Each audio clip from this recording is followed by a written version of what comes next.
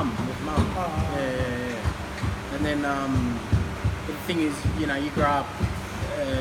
I turned 17, whatever, got my license, and then I just start going and eating like fast foods and Macca's, KFC. It's all what you knew because it's all you know. Because mum was always telling you healthy food. Oh, not well, yeah. It's kind of like that's the culture, the Greek culture.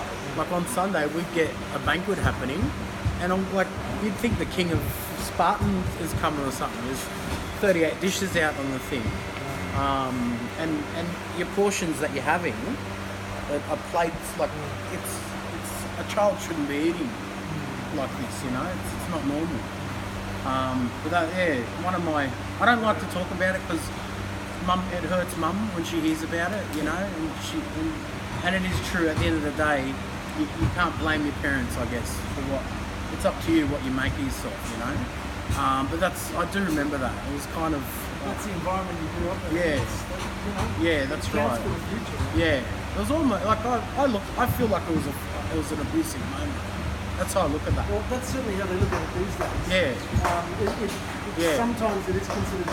I feel it was for me. It was kind of an abusive moment in my life, and I remember that being forced to eat, and I felt like my stomach. I thought it was going to explode. And how old were you? I was young. I was so young that I was kneeling on the seat.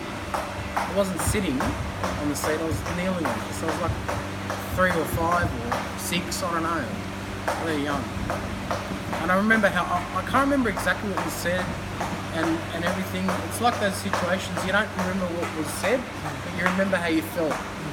And I remember feeling fear, and then I had to do this. I had to eat this fucking plate of food, or, I don't know, I was going to get the fucking shit kicked out of me or something. And that was the culture I grew up in, was everything's food. And she's still like that now.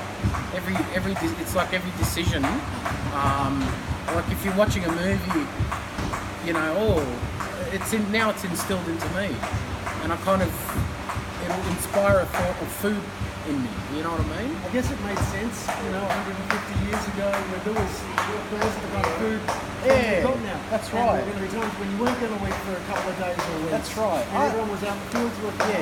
Yeah. I understand it more now because she was in a situation where she starved in World War II. They had no food. It kind of makes sense. You know what I mean? And they were poor as well. So I don't think she meant what she was doing. No. And I don't think she understood what she was doing. She just didn't want her child to starve. And I get from her background. That's right. And they don't understand what the damage that was doing, you know? And that's the culture I grew up in. Was food. Every decision is based around food. Oh, we're going to the park today. Ooh, park. We need nuts and berries, and it's like, why can't we just go to the fucking park and kick a ball around? Why does food have to be associated with it? And that's the culture. That's, you know. So I don't blame my mother, but for me, when I think of that, it was an abusive moment as a child to be forced to eat, and then from then on, that's the moment. I've thought about this for 10. I've told you guys I've been trying to combat this for 10 years. Nutritionists, dietitians, personal trainers, my own programs. I tell people I'm a bit like Edison, trying to figure out the light bulb, you know, and he'll get it wrong 10,000 times, but eventually he got it right, and that's what I think this is.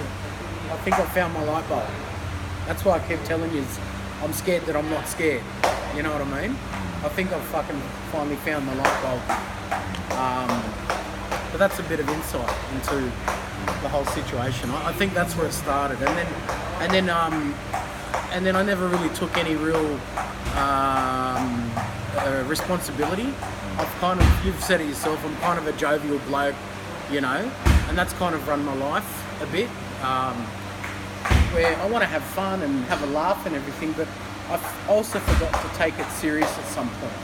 And at some point, there's nothing wrong with having fun and having a bit of a laugh and everything, but I forgot to switch the button on that said, well, that's fine to do that and everything and be the fun bloke, but there's a point where I've got to fucking take it serious as well. And that's more come into light over the last few years. And that's why I look at myself now and I'm like, fuck, this is a product of all that old me, you know, and I'm kind of stuck. And it's a vicious circle. You just, I mean, like anyone else, you do a diet. Everyone I speak to, they last 2, 3, 4 months at max, right? And they've usually lost 10, 15 kilos. So they've gone from 105 down to 90, or from 95 down to 80 in 3 months. And usually, I think everyone naturally gets over it after that point.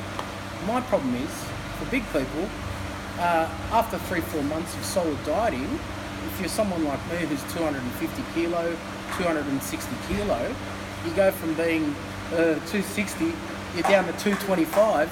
Guess what? You're still fucking 225 kilo. You're like, what? I've got another 6 months of dieting to do. Well, yeah, you fucking do. You know. And I think being in the environment back at home, you kind of get stuck in that hole. And I think the only I've done it. I'll tell you, I've hand on my heart.